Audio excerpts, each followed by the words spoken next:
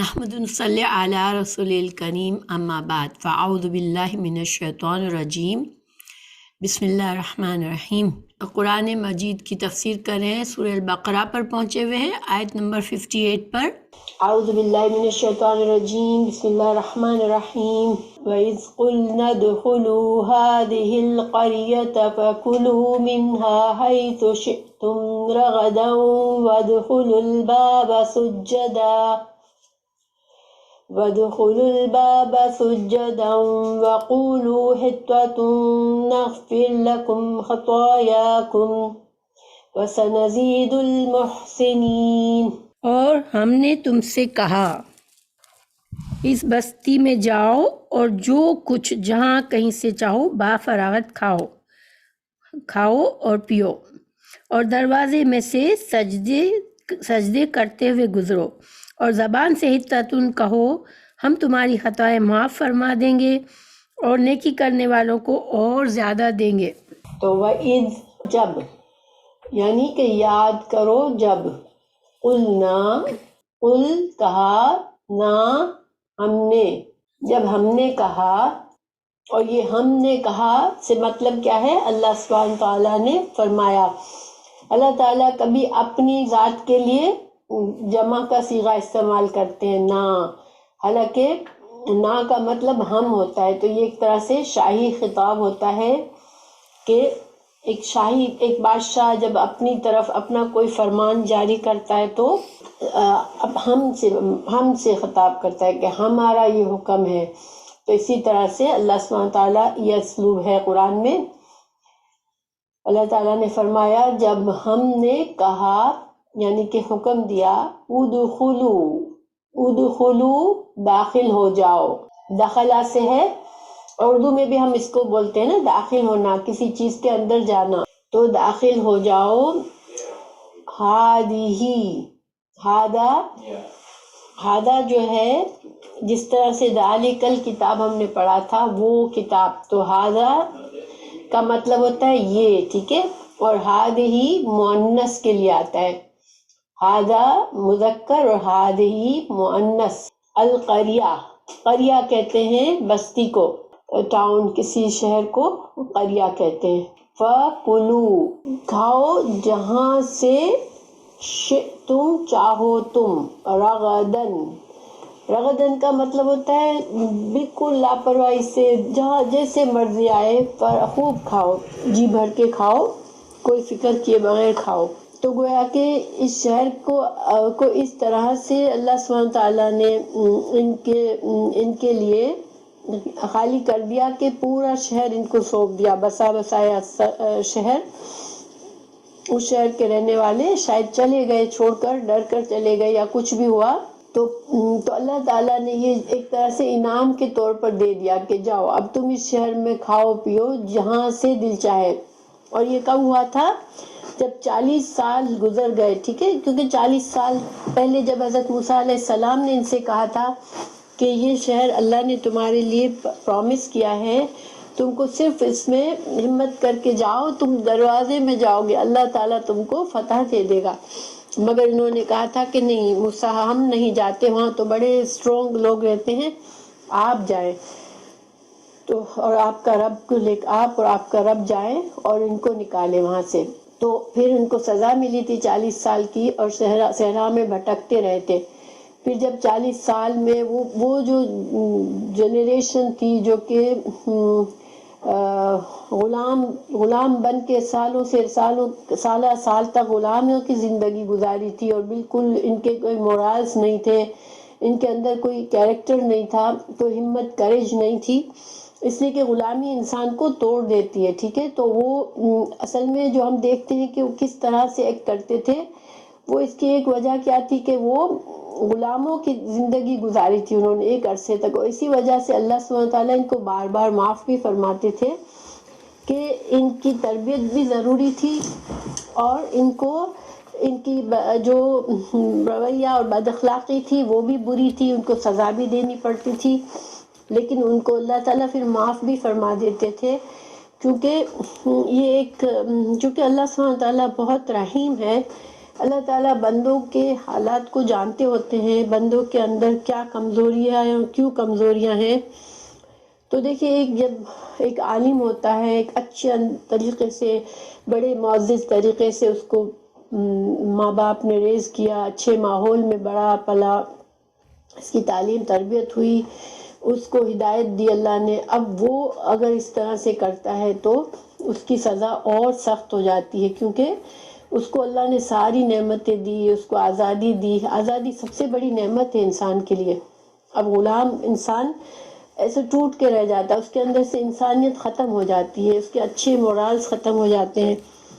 تو اس وجہ سے اللہ تعالیٰ نے ان کو 40 سال کا ایک طرح سے یہ سزا بھی جو ملی تھی وہ بھی ایک حکمت تھی اللہ سبحانہ تعالیٰ کی، کہ اس دوران یہ لوگ اپنے ان کے اندر ایک آزاد فضا میں رہنے کی عادت ہو جائے، ان کے اندر ایک ہمت آ جائے، اور ان کی جو نئی جنریشن ہو وہ آزاد فضا میں پیدا ہو، آزاد فضا میں بڑھ کر بڑی ہو، تاکہ وہ ان کے اندر قوت ہو، ان کے اندر طاقت ہو. اور پھر حضرت موسیٰ علیہ السلام کو کتاب دی تھی کہ ان کو کتاب کا علم سکھائیں تاکہ ان کے اندر علم بھی ہو، جہالت نہ رہے.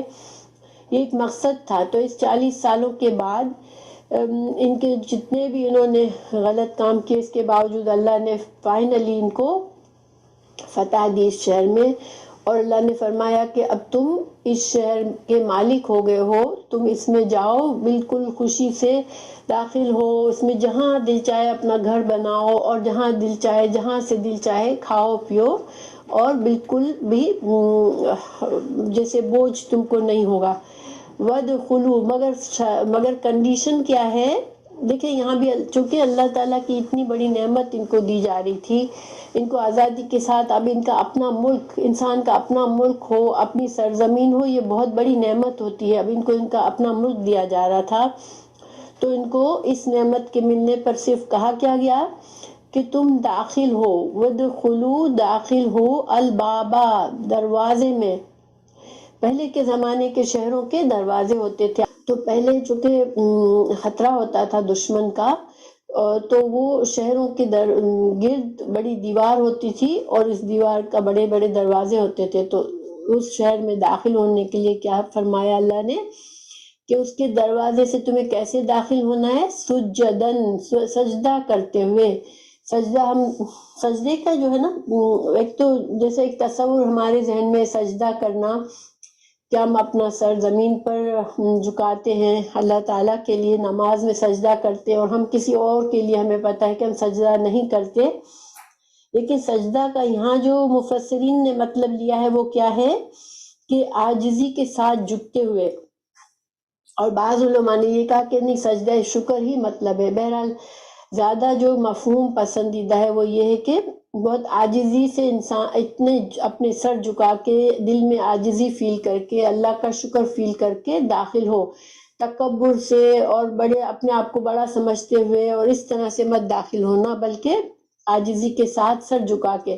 جب رسول اللہ صلی اللہ علیہ وسلم نے مکہ فتح ہوا تھا تو آپ کو پتہ ہے وہ اپنی سواری پر اس طرح سے بیٹھے تھے کہ اپنا سر اتنا زیادہ جھکایا تھا کہ جو جس اونٹ پر بیٹھے تھے اس کی گردن پر اپنا، جیسے ان کا سر آپ صلی اللہ علیہ وسلم کا سر مبارک ٹچ کر رہا تھا جانور کی گردن پر، اس حد تک جھک کر سجدے کی سی حالت میں داخل ہوئے تھے. اور یہ حالانکہ بہت بڑی کامیابی تھی اس شہر میں، جس شہر کے لوگوں نے آپ کو اتنی زیادتیاں کی تھی اور آپ کو اتنے تکبر سے آپ کو نکلنا پڑا تھا. آپ کو جس شہر میں سے، اس شہر پر اللہ نے جب کامیابی دی تھی تو آپ صلی اللہ علیہ وسلم بڑے بالکل ہی جھک کر گئے تھے اور سب کو عام معافی کا اعلان کر دیا تھا.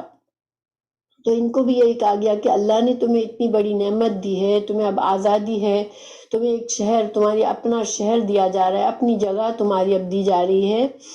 تو تم کو کیا کرنا ہے؟ عاجزی کے ساتھ داخل ہونا ہے، سجدے کی طرح جیسے جھک کر اپنی سواری پر سر جھکا کر تم کو داخل ہونا ہے. اور کہنا کیا ہے؟ وَقُولُوا، اور کہنا اور کہو، حِطَّةٌ کا کیا مطلب ہے؟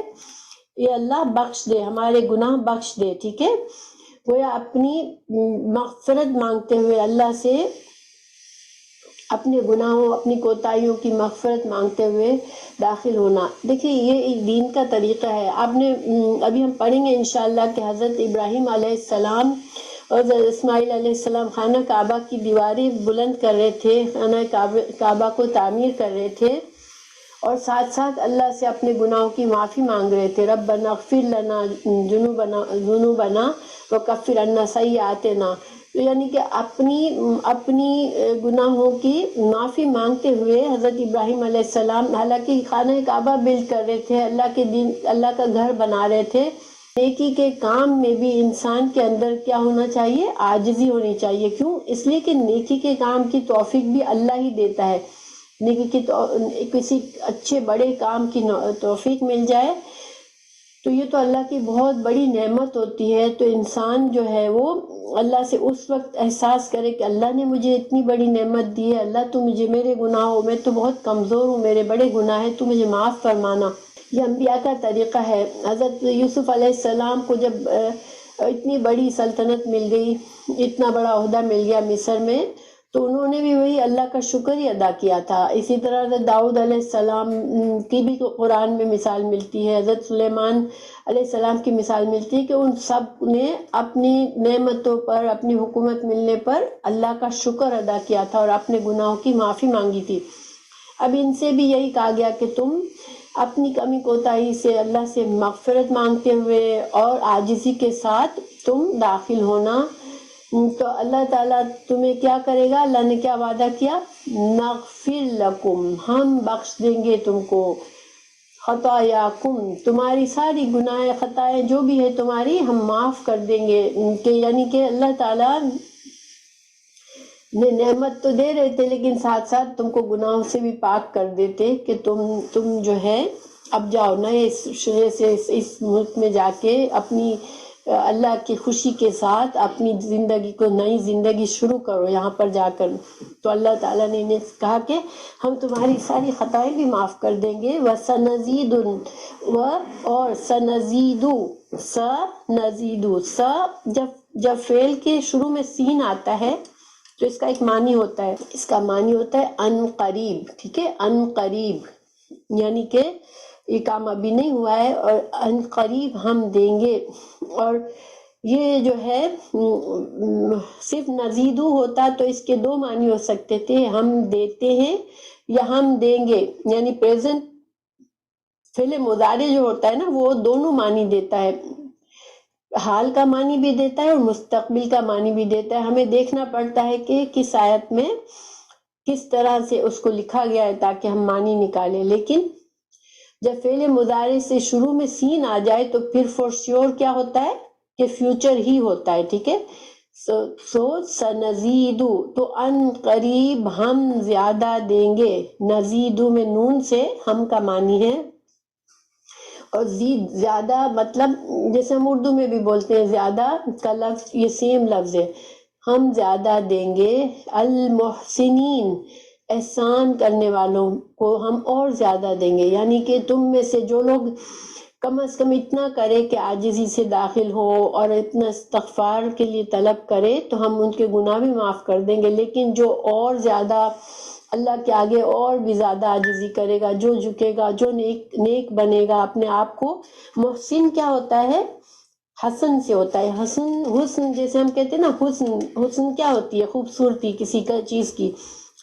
تو محسن میں دو معنی پائے جاتے ہیں، ایک تو دوسروں کے ساتھ بہت ہی بہترین طریقے سے، بہترین اخلاق سے سلوک کرنا، اور دوسرا ہوتا ہے خود انسان اپنے آپ کو ایسا بہترین بنائے کہ اپنی تمام جو غلط عادتوں برائیوں کو سے خود کو پاک کر کے اپنے آپ کو اچھا سے اچھا بنائے، اپنے عادات اچھے اخلاق کر لے، عادتوں کو اچھا کرے اور اخلاق کو اچھا کرے تو بھی وہ بھی محسن ہوتا ہے۔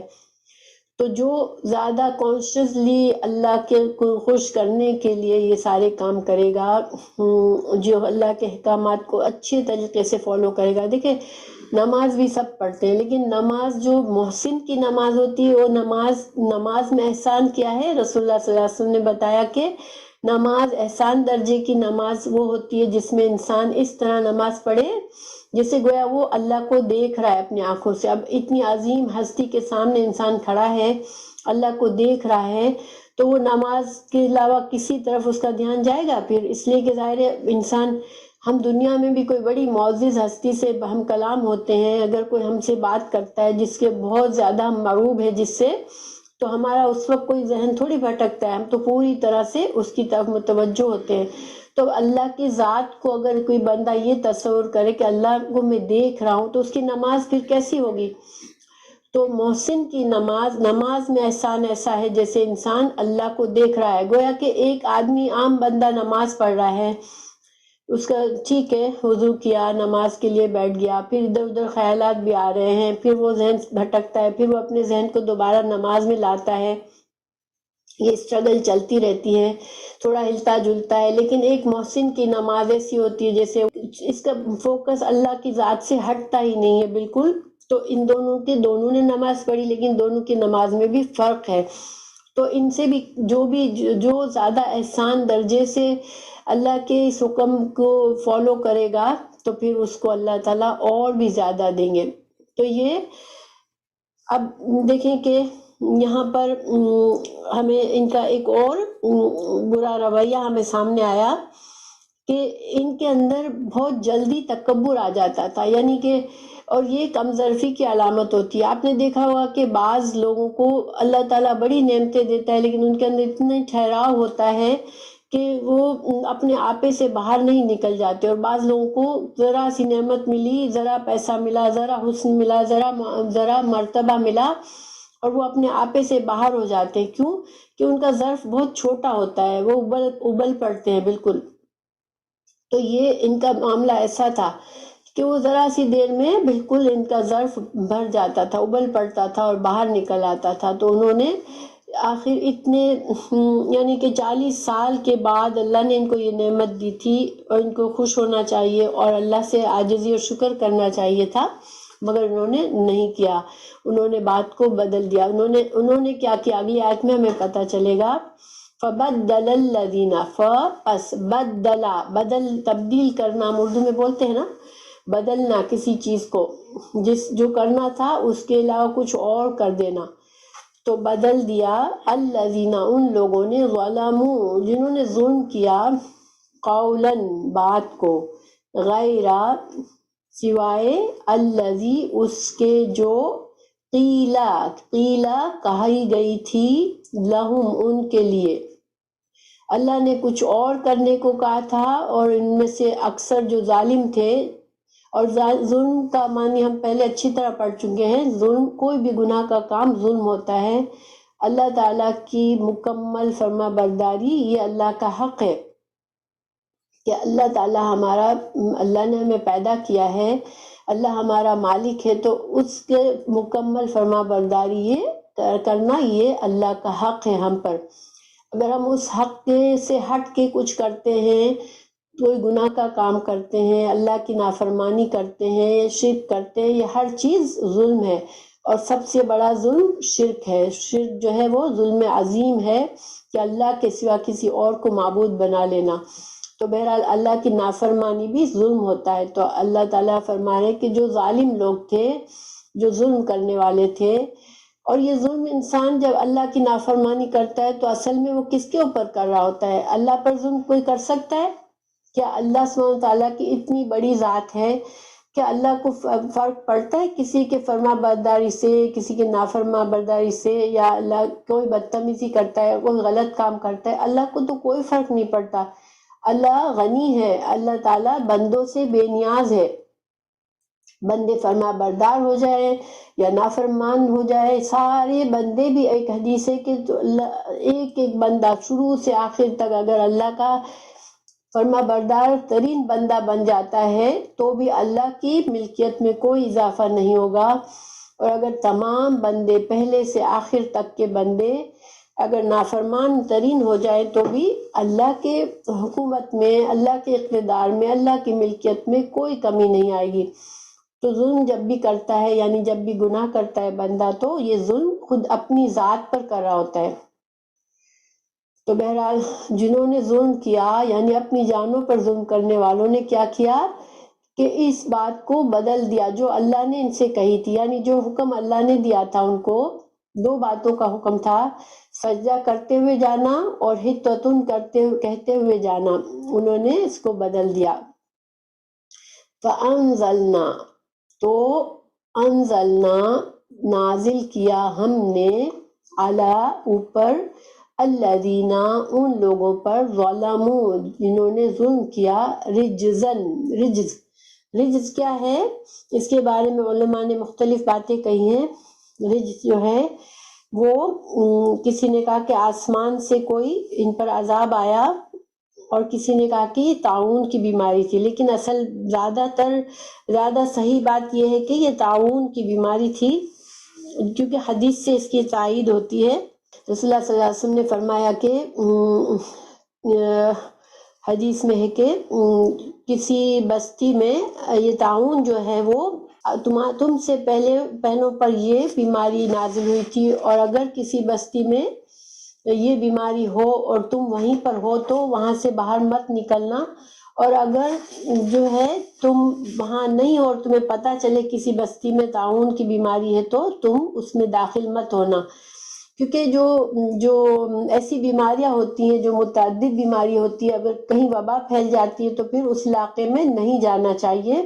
ایک طرح سے عذاب بھی ہوتا ہے اللہ کا، اور جہاں عذاب ہو رہا ہوتا ہے وہاں خود کو داخل کرنا اپنے لیے برا ہے، کیونکہ عذاب جب آتا ہے تو پھر بعض اوقات اگر 100 لوگوں میں ایک اچھا انسان بھی اس میں ہے تو پھر وہ بھی اس عذاب میں شامل ہو جاتا ہے۔ ٹھیک ہے، آخرت میں اس کو اس کے اعمال کے لحاظ سے بدلہ ملے گا، لیکن جیسے زلزلہ آیا یا کوئی آفت آئی، آسمانی آفت آئی، تو پھر اس میں یہ نہیں ہے کہ چن کر، ہاں معجزات تو ضرور ہوتے ہیں، بعض اوقات ہم دیکھتے ہیں کہ سخت ترین حالات میں بھی اللہ تعالیٰ کسی کو بچا لیتا ہے، لیکن عام قانون کیا ہے کہ اگر کوئی ایسی اچانک موت آ جاتی ہے، کوئی بیماری پھیل جاتی ہے، کوئی زلزلہ آ جاتا ہے، تو اس میں کچھ اچھے لوگ ہوتے ہیں وہ بھی شکار ہو جاتے ہیں، مگر پھر آخرت میں ان کا انجام اللہ تعالیٰ ان کے اعمال کے مطابق کرتا ہے۔ تو بہرحال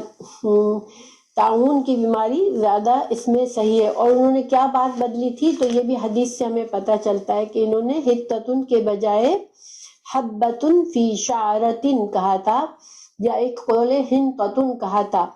تو حنطتن کا معنی ہے ہمارے لیے زیادہ گیہوں ملیں گے، ہم کو زیادہ گیہوں ملیں گے، اور حبتن فی شعرتن میں کا معنی ہے کہ دانے میں، بالیوں میں دانے، یعنی کہ ان کی نظر یہ تھا کہ اب ہمیں بہت اناج ملے گا، تو وہ مطلب ایک طرح سے وہ مذاق اڑا رہے تھے اللہ تعالیٰ کے حکم کی کہ حطتن انہیں عاجزی کے ساتھ کہنا تھا، مگر وہ اس کے بجائے حبتن فی شعرتن کہتے ہوئے داخل ہوئے، اور سجدہ کرنے کے بجائے وہ زمین پر انسان جیسے بیٹھ کر، آپ نے دیکھا ہوگا کبھی فقیر کوئی سے ہوتے جن کے پیر نہیں کام کر رہے ہوتے، وہ زمین پہ بیٹھ کے ہاتھوں سے اپنے کولوں کو جیسے آگے کی طرف گھسیڑ کے چل رہا ہوتا ہے، تو وہ اس طرح سے ایک طرح سے مذاق بناتے ہوئے داخل ہوئے تھے۔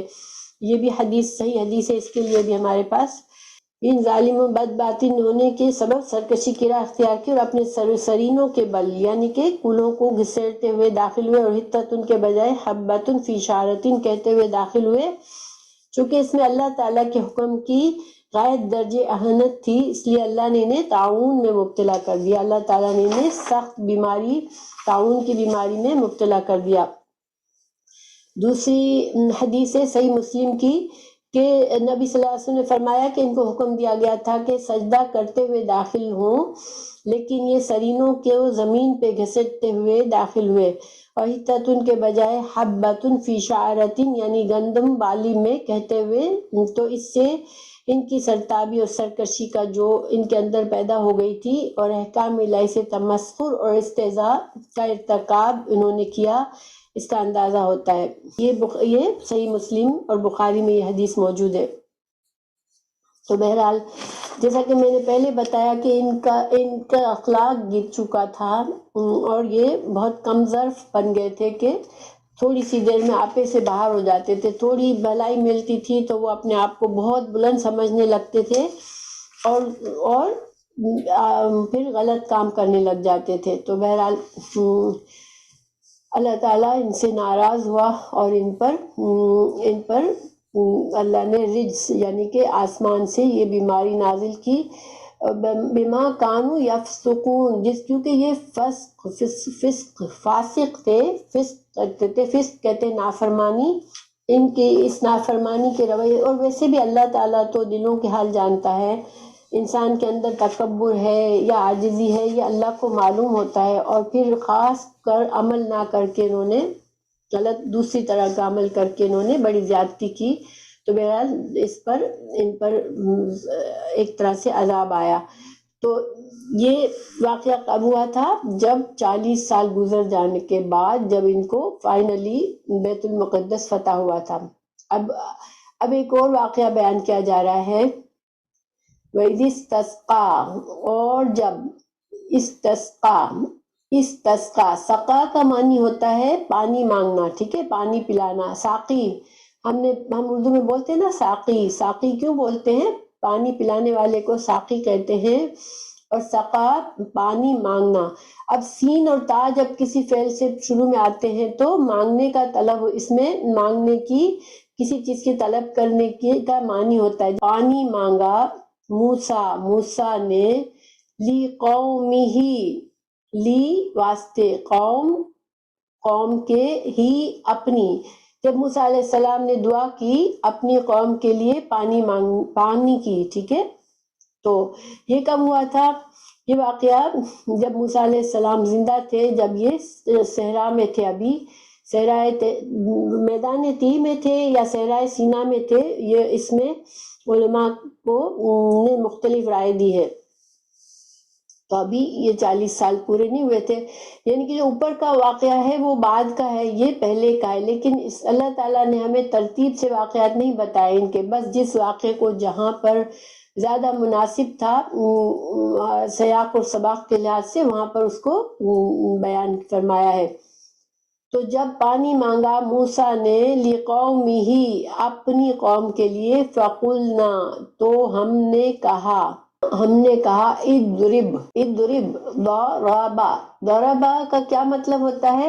مارنا، کسی کو لکڑی لے کر کسی کو انسان مارتا ہے، ہاتھ سے مارتا ہے، چاٹا مارتا ہے، اس کو بھی عربی میں ضربا کہتے ہیں، اور اردو میں ہم ضرب کہتے ہیں نا، ایک ضرب لگانا، ٹھیک ہے، ہم ضاد نہیں پڑھتے، اردو میں ضاد پڑھتے ہیں، تو ضرب بولتے ہیں، ضرب لگانا، تو یہ سیم لفظ ہے، ٹھیک ہے، ضربا، ضاد، رابا، تو ضربا مارنے کے معنی میں بھی ہوتا ہے، لیکن ضربا مثال بیان کرنے کے لیے بھی کہتے ہیں، جب کسی کو کوئی چیز مثال دی جاتی ہے تو وہ بھی ضربا کہلاتی ہے عربی میں، اور کسی پر کوئی چیز مسلط کر دی جاتی ہے تو اس کو بھی ضربا کہتے ہیں۔ اب یہ ہم جب آیت پڑھیں گے تو ہمیں خود بخود اس لحاظ سے سمجھ آئے گی کہ یہاں پر کون سا معنی صحیح ہے۔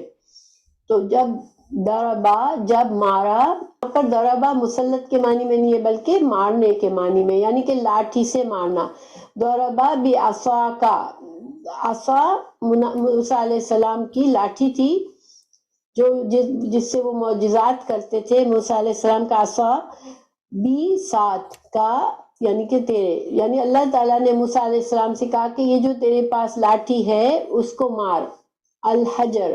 حجر پتھر کو کہتے ہیں، جیسے ہم حجر اسود میں کہتے ہیں نا، حجر پتھر، تو ہم نے کہا، اللہ تعالیٰ فرما رہے کہ ہم نے کہا کہ مارو اس اپنے عصا کو پتھر پر، فانفجرت، جب موسیٰ علیہ السلام نے پتھر پر مارا تو کیا ہوا؟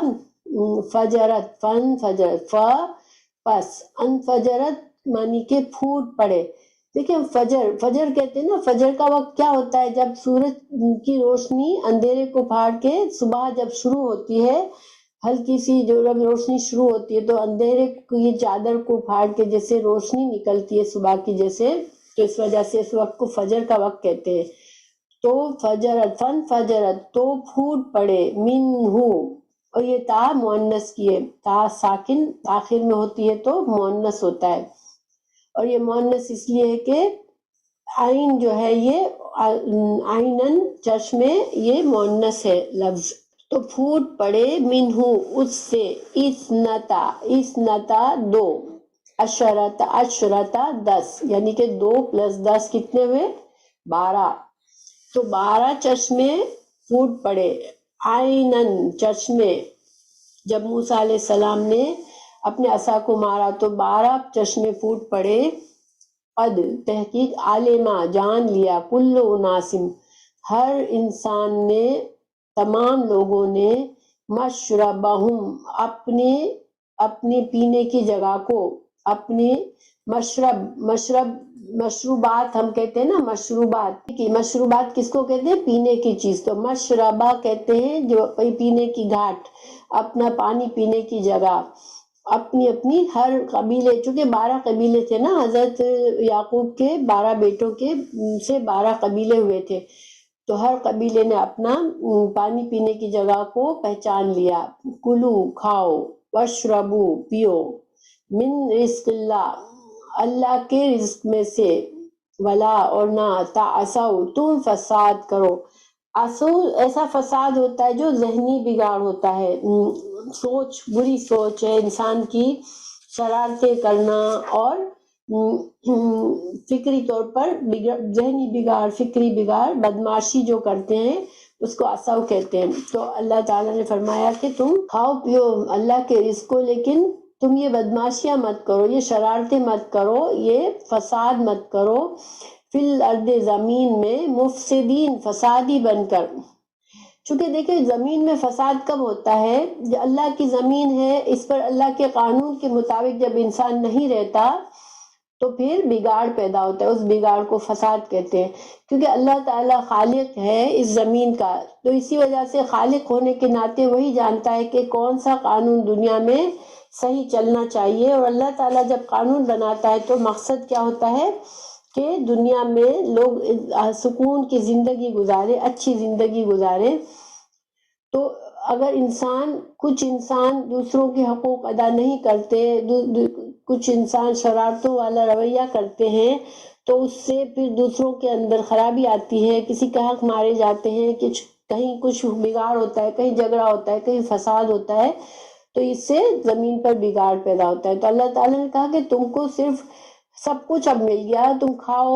اللہ تعالیٰ من بھیج رہا ہے سلوا بھیج رہا ہے پانی کے چشمے لگا دیے بادلوں کے سائے لگا دیے. اب تم کو کیا ہے تم کھاؤ پیو. اصل میں مقصد ان کا یہ تھا دیکھیں جیسے میں نے پہلے بتایا کہ حالانکہ یہ 40 سال انہوں نے سزا کے طور پر میدان تیہ میں گزارے تھے مگر اللہ تعالیٰ چونکہ ان پر مہربان تھا کہ اللہ کو معلوم تھا کہ یہ غلام قوم ہے اور ان کے اندر کوئی اخلاق نہیں ہے تو اس لیے اللہ تعالیٰ ان کو پھر بھی معاف کرتے رہتے تھے. اور اللہ تعالیٰ ان کے لیے سہولتیں پیدا کی کہ یہ موسیٰ علیہ السلام کو تورات دے دی کہ اب وہ موسیٰ علیہ السلام سے دین کو سیکھیں. اور جب دین کا علم سیکھیں گے تو آہستہ آہستہ ان کے اندر سے جو خرابی آ گئی ہے غلامی کی زندگی والی وہ دور ہو جائے گی. تو اللہ تعالیٰ فرمانے کہ تم یہ شرارتیں چھوڑ دو تم کھاؤ پیو دین کا علم سیکھو اور اپنے آپ کو بہتر انسان بناؤ اور جو نئی جنریشن ہو اس کو دین سکھاؤ تاکہ تم اس قابل ہو جاؤ کہ تم اپنے لیے کوئی ملک فتح کر سکو. اور ایک اچھی ملک کو چلانے کے لیے بھی انسان کے اندر اچھی صلاحیتیں ہونی چاہیے تھی.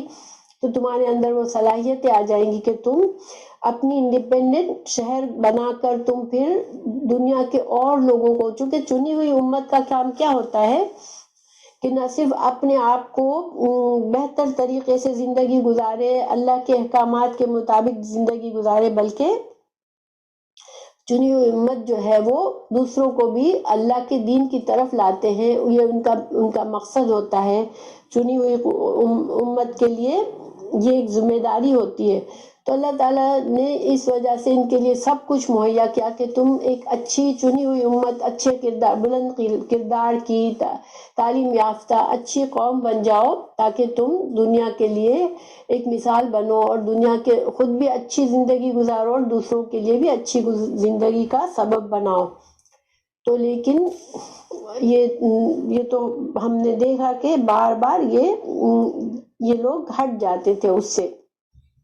بہرحال پھر اللہ تعالیٰ ایک اور بات بتا رہے ہیں ان کی مطلب برے رویے کی، وَإِذْ اور جب قُلْتُم انہوں نے کہا، تم نے کہا، یا موسیٰ اے موسیٰ، لن نصبرا ہم ہرگز نہیں صبر کریں گے، لن ہرگز نہیں، صبر نصبر ہم صبر کریں گے، علی اوپر، طعامن کھانے کے، واحدین ایک ہی کھانے کے، ہم کو کیا روز روز منہ سلوا کھلا رہے ہو، ہم ہرگز صبر نہیں کریں گے اس پر۔ یعنی کتنی بدتمیزی کا ایک انداز ہے کہ جب ان کو ایک اعلیٰ مقصد دیا گیا کہ تمہارا مقصد یہ ہے، تم اس صحرا میں رہ رہے ہو، مگر تمہارا مقصد کیا ہے کہ تم اپنے آپ کو بہترین بناؤ، تمہیں اللہ تعالیٰ کی جو نعمتیں دی ہے اس پر شکر کرو، تو انہوں نے کیا کہہ دیا، موسیٰ ہم تھک گئے، ہم صبر نہیں کر سکتے یہ ایک ہی کھانے پر روز روز، فَادْعُوا پھر بس تم دعا کرو، لنا ہمارے لیے، ربکا اپنے رب سے۔ اور دیکھیں کبھی بھی انہوں نے یہ نہیں کہا کہ ہمارے رب سے دعا کرو، اللہ سے کوئی کنیکشن انہوں نے اپنا سمجھا ہی نہیں، حالانکہ رب تو ان کا بھی تھا نا، رب تو سب کا ہے، اللہ تو سب کا رب ہے اور سب کو دے رہا ہے، تو وہ کبھی یہ نہیں پیار سے نہیں کہا کہ ہمارے رب سے۔ جب بندہ کہتا ہے میرا رب تو اس کے دل میں پیار ہوتا ہے، یہ میرا رب ہے جس نے مجھے پیدا کیا ہے، یہ میرا رب ہے جب مجھے نعمتیں دیتا ہے، لیکن یہ ہمیشہ موسیٰ علیہ السلام سے کہتے رہے جاؤ اپنے رب سے دعا کرو، جاؤ اپنے رب کو بولو، جاؤ اپنے رب کے ساتھ جا کے اس ملک کو فتح کرو۔ گویا ان کو اللہ کی بھی کوئی عزت ان کے دل میں نہیں تھی، اللہ کا جو مقام تھا وہ پہچان نہیں پا رہے تھے وہ۔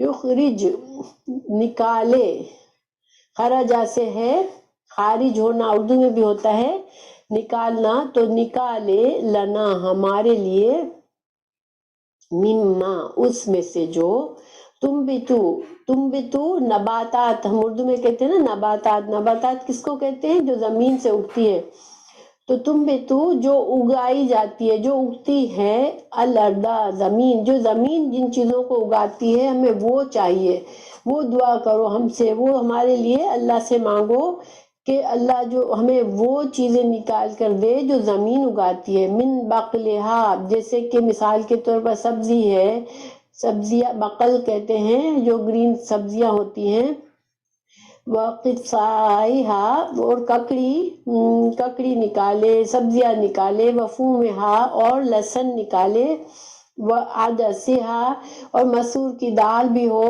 اور بصلہا اور پیاز ہو۔ گویا ان کو صحرا میں اپنا بڑا مقصد چھوڑ کے یہ ساری چھوٹی چھوٹی چیزوں کو اب مس کرنے لگے، جو انہوں نے مصر میں جب تھے تو وہ کھاتے تھے یہ چیزیں، ظاہر ہے، تو گویا ان کو اپنی وہ غلامی کی زندگی بہتر لگنے لگی کہ لو یہاں پر روز منہ سلوا کھا رہے، اس سے تو بہتر غلامی کی زندگی تھی کہ ہمیں وہاں پر یہ کھانے تو ملتے تھے۔ تو موسیٰ علیہ السلام سخت حیران ہوئے، بولا قالا کہا، اتستبدلون کیا تم بدلنا چاہتے ہو۔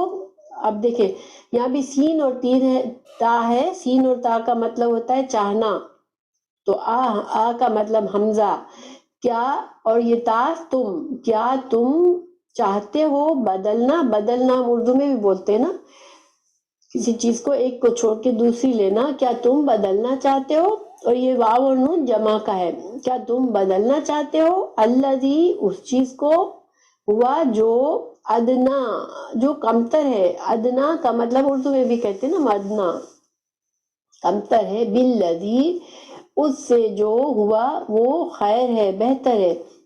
کیا تم اللہ کی جو آسمان سے نعمت آ رہی ہے تمہارے لیے ایک معجزے کے طور پر، اس نعمت کو تم اتنا کمتر کر رہے ہو کہ تم اس کو چھوڑ کر تم کہہ رہے ہو نہیں ہمیں تو لہسن اور پیاز اور مسور کی دال اور ہمیں ککڑی اور سبزیاں چاہیے۔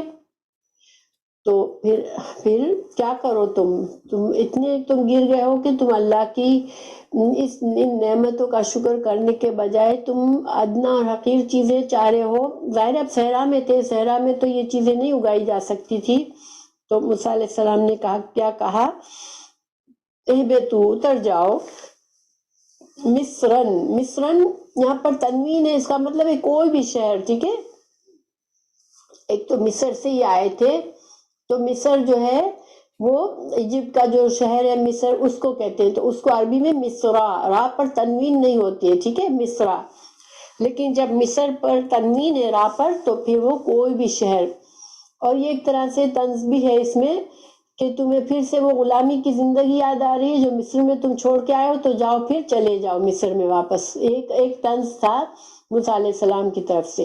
کسی شہر میں جاؤ فَإِنَّا، پھر بے شک، لَكُمْ، تمہارے لیے، ماں، جو سال جو تم چاہتے ہو وہ جا کے تم اگا لو زمین پر اور تم وہ کھا لو. اگر تم کو یہ بڑا مقصد اچھا نہیں لگ رہا، جو تمہارا عظیم مقصد تمہیں دیا گیا ہے کہ اللہ کے پاک رزق کو کھاؤ آسمان سے جو اتر رہا ہے، اور تم تورات کی تعلیمات حاصل کرو، اپنا تزکیہ کرو، اپنے آپ کو بہتر انسان بناؤ، یہ سب کچھ چھوڑ تم کو اچھا نہیں لگ رہا، تو جاؤ پھر جا کے کہیں بھی کھیتی باڑی کرو اور جاؤ اور یہ کھانے نکالو اپنے لیے. کیونکہ زندگی، دیکھیں، زندگی کا مقصد صرف یہ نہیں ہے کہ انسان کھائے پیے اور مر جائے، بس اپنی زندگی پوری کر کے چلا جائے. زندگی کا مقصد بہت بڑا ہے. اگر انسان اس زندگی میں اللہ کی رضا حاصل کر لیتا ہے، تھوڑا سا اپنے آپ کو بہت زیادہ کھو نہیں جاتا زندگی کی نعمتوں میں، زندگی کی نعمتوں کا ایک حد تک انسان سے محبت کرے، لیکن اتنی محبت نہ ہو کہ انسان اپنے بڑے مقصد کو بھول جائے کہ میرا بڑا مقصد ہے زندگی کا کہ وہ میں اللہ کو راضی کروں اور میں آخرت کی زندگی کما لوں. اگر کوئی انسان سارا وقت اپنی دنیا کے جھمیلوں میں ہی رہتا ہے تو اس نے کیا کیا پھر اس زندگی میں؟ تو جانور بھی اسی طرح کرتے ہیں، آتے ہیں، کھاتے ہیں، پیتے ہیں، ادھر سے ادھر پھرتے ہیں، پھر مر جاتے ہیں. ان کی زندگی کا کوئی مقصد نہیں ہوتا، مگر ہماری زندگی کا ایک اعلیٰ مقصد ہے. اور اس اعلیٰ مقصد کے لیے کبھی کبھار اگر تھوڑی قربانی دینی پڑے اور ہمیں تھوڑا سا اپنے زندگی کے جو نعمتیں حاصل کرنی ہے اس میں تھوڑی کمی کرنی پڑ جائے تو انسان کو یہ کوئی برا سودا نہیں ہے. انسان کو کر لینا چاہیے اور اپنے بڑے مقصد پر نظر رکھنی چاہیے، اس لیے کہ آخرت میں ہم کچھ بھی نہیں کر سکتے، ہمیں جو کرنا ہے اس دنیا میں کرنا ہے.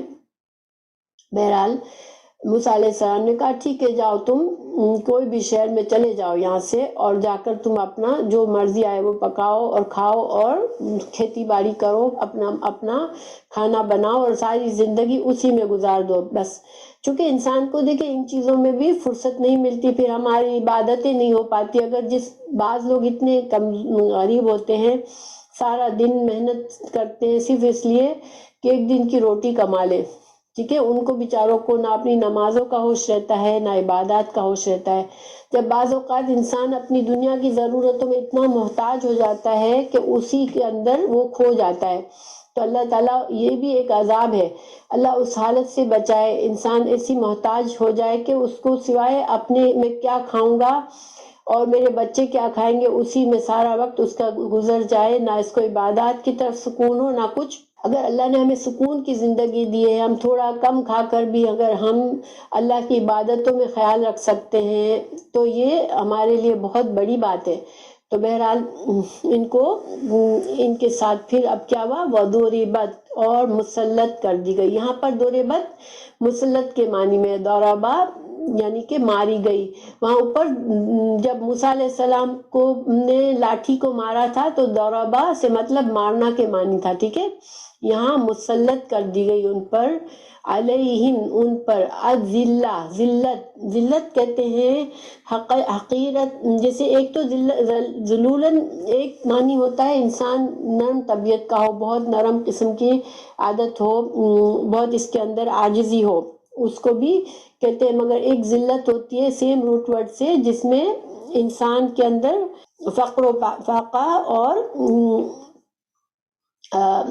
رسوائی، ذلت یعنی کوئی عزت نہیں ہے، بالکل حقیر زندگی ان کی زندگی بالکل حقیر ہو گئی. والمسکنتا، اور ان کے اوپر مسکینی طاری ہو گئی. دیکھیں مسکین سکنہ کا مطلب ہوتا ہے ٹھہر جانا، رک جانا، حرکت نہ ہونا. تو مسکین ایسا بندہ ہوتا ہے جس کے پاس کچھ بھی نہیں ہوتا تو وہ بالکل ایک جگہ پہ جم کے رہ جاتا ہے، یعنی کہ اس کے وسائل اتنے کم ہو جاتے ہیں کہ یہ کچھ بھی نہیں کر سکتا، اس کے ہاتھ پیر گویا بند گئے ہیں، تو یہ مسکینی ہو جاتی ہے. تو پھر ان کی اس حرکت کی وجہ سے ان پر ذلت اور مسکینی آئی، اور وباؤ، اور وہ پلٹے۔ باؤ جو ہوتا ہے اس کا ایک نارمل معنی پلٹنا نہیں ہوتا، ٹھیک ہے، پلٹنا تو دوسرے کوئی جیسے ہم جا رہے ہیں اور پلٹے تو یہ پلٹنا مطلب نہیں ہے۔ باؤ ایک بوجھ لے کر پلٹنا، ایک کوئی ایسی مشکل اور ناپسندیدہ چیز کے ساتھ پلٹنا، تو یہ ایک گناہ کے بوجھ اور ایک عذاب کے بوجھ کے ساتھ پلٹے۔ بے غضب، غضب اللہ کا غصہ، غضب جو ہے دیکھیں جس طرح اللہ تعالیٰ کی رحمت اللہ کی صفت ہے، اسی طرح اللہ کا غضب بھی اللہ کی صفت ہے، اور جیسے اللہ کی ہر صفت ہے وہ اللہ کی ذات کے لائق ہے، ہم اس کو نہیں سمجھ سکتے، ہم اس کو کسی سے کمپیئر نہیں کر سکتے، مگر اللہ کا غضب ہے کیسا ہے؟ اللہ کی شان کے لحاظ سے ہے۔ اللہ کی رحمت ہے کیسی ہے؟ اللہ کی شان کے مطابق ہے۔ تو اللہ تعالیٰ کے غضب کے ساتھ پلٹے، من اللہ ذالک، اور یہ سب کیوں ہوا، کیوں ان کے اوپر یہ، اب اللہ تعالیٰ سمری بتا رہے ہیں کہ یہ ان کے اوپر فائنلی ان کی حرکتوں کی وجہ سے اتنے ذلیل اور خوار ہو گئے اور مسکین ہو گئے اور بیمار ہو گئے، بیماریاں ان پر آ گئی، ان کے اوپر مسکینی آ گئی، ان کے اوپر ذلت آ گئی، یہ سب کچھ کیوں ہوا؟ ذالک بأنہم، کہ بے شک وہ کانو تھے، یکفرون، ان کے جرائم بتائے جا رہے ہیں کہ ایک تو وہ کفر کرتے تھے بی آیات اللہ، اللہ کی آیات کے ساتھ۔ اب اللہ کی آیت کے ساتھ کفر جو ہے یہ کئی طریقے سے ہوتا ہے۔ ایک تو دیکھیں انسان جو ہے وہ کہہ دے کہ یہ اللہ کی آیت میں ہے میں نہیں مانتا، ٹھیک ہے، یہ بھی کفر ہے۔ لیکن اللہ کی آیات پر پوری طرح سے عمل نہ کرنا، صحیح طرح سے عمل نہ کرنا، کچھ باتوں کو ماننا کچھ کو نہ ماننا، یہ بھی کفر دونا کفر ہے، یعنی گناہ کا کام ہے۔ اس تو یہاں پر یکفرون بآیات اللہ کا ہم دونوں مطلب لے سکتے ہیں، کیونکہ تھے تو موسیٰ علیہ السلام کے ماننے والے، تو وہ کافر نہیں تھے، لیکن وہ کفر دونا کفر، کفر سے کم کفر گناہ ہوتا ہے، اور وہ آیات، اللہ کی آیات کو پوری طرح سے عمل نہ کرنا، یہ بھی ایک کفر کی طریق کفر ہے، کفران نعمت ہے، ناشکری ہے اور گناہ کا کام ہے، اور یہ کفر بہت سے مسلمان بھی اس میں مبتلا ہیں، ابھی اللہ تعالی ہمیں محفوظ رکھے۔ لیکن ایک گناہ ان کا کیا تھا کہ وہ اللہ کی آیات پر، اللہ کے تعالیٰ کے احکامات کا مذاق اڑاتے تھے، اللہ کے احکامات کو ہلکا سمجھتے تھے، ان پر عمل میں لاپرواہی کرتے تھے، کبھی عمل کرنے سے انکار کرتے تھے۔ تو یہ سارے ہم نے مثالیں پڑھی ہیں نا ان کے بارے میں، تو یہ ایک جرم تو یہ تھا۔ دوسرا وَيَقْتُلُونَ، اور وہ قتل کرتے تھے النبیین، اپنے نبیوں کو، بغیر حق، بغیر حق کے۔ انہوں نے اپنی ہسٹری میں بنی اسرائیل نے کئی انبیاء کو قتل کیا ہے، اس میں سے کچھ مثالیں حضرت یحییٰ علیہ السلام کی ہے۔ حضرت یحییٰ علیہ السلام کو انہوں نے قتل کیا تھا، حضرت عیسیٰ علیہ السلام کے بارے میں انہوں نے سازش کی اور رومیوں کو ابھارا کہ وہ سولی چڑھائے حضرت عیسیٰ علیہ السلام کو، اور اس کے علاوہ بھی انہوں نے انبیاء کے ساتھ، اور جو بھی ان کو ٹوکتا کہ بھائی تم غلط کام کرتے ہو، اللہ تعالیٰ نے کئی انبیاء بھیجے، تو جو نبی کی بات ان کو پسند نہیں آتی اس کو وہ اس کے ساتھ سازشیں کرتے تھے، اس کو جھٹلاتے تھے یا اس کو قتل کر دیتے تھے، تو یہ ان کے جرائم تھے۔ پھر اللہ تعالیٰ نے فرمایا ذالک بما، اور ایک اور ریزن ان کی عصوا، نافرمانی تھی کہ بار بار اللہ کی اوپنلی نافرمانی کرتے تھے، وکانو، اور تھے یعتدون، وہ حد سے نکل جاتے تھے۔ عدو سے ہے، عدو دشمنی کو بھی کہتے ہیں، حد سے باہر نکل جانا، تو حد سے باہر نکلنا بھی دشمنی ہوتی ہے، انسان جیسے کسی سے جو حد ہے، جو اچھے رویے کی، اس سے باہر نکل جانا، تو یہ اللہ کی قائم کی ہوئی حدود کو توڑ دیتے تھے بار بار اور اپنی منمانی کرتے تھے۔ تو اللہ تعالیٰ ہمیں معاف کرے۔ دیکھیں آج مسلمانوں پر ہم غور کریں، ان کے اندر نافرمانی بھی ہے، حد سے بڑھنا بھی ہے، اور اللہ کی آیات کے ساتھ وہ غلط رویہ بھی کرتے ہیں، اپنی مرضی کا دین بنا لیتے ہیں۔ ان سے کہا جاتا ہے کہ یہ قرآن اور حدیث کی بات ہے، مگر وہ اپنے جو بھی ان کے دماغ میں گھسا ہوا ہوتا ہے بس اسی پر اڑے ہوئے ہوتے ہیں. تو یہ سارے اللہ تعالیٰ محفوظ رکھے. جو ایک ایک کام جو انہوں نے کیا تھا وہ آج مسلمان بھی کر رہے ہیں، اور مسلمان بھی ایک طرح سے ذہنی غلامی میں پڑ گئے، اس لیے کہ جب انسان اللہ کی چنی ہوئی قوم اپنا مرتبہ بھول کر گر جاتی ہے تو پھر اللہ تعالیٰ بھی اسے ذلیل کر دیتے ہیں. آج مسلمانوں کی کیا حالت ہو رہے ہیں دیکھیں. اللہ تعالیٰ ہمیں ان آیتوں سے سیکھ کر اپنا کردار بلند کرنے کی توفیق دے، اور اللہ تعالیٰ ہمیں سمجھ دے کہ ہم کیا ہیں. ہم اللہ کی چنی ہوئی امت ہیں، ہم اللہ کے نبی صلی اللہ علیہ وسلم کی امت ہیں، اور ہم جو ہیں اپنے آپ کو اس مرتبے اور مقام پر لائیں، اور ہم اپنی اصلاح کریں، قرآن اور سنت کا علم سیکھیں اور اس کے مطابق عمل زندگی پر گزاریں. تو انشاءاللہ ہمارے لیے بھی وہ مقام، ہمیں چنی ہوئی امت کا جو عزت اور مقام ہے، جو قدر و قیمت ہے، وہ ہمیں ملے گی انشاءاللہ.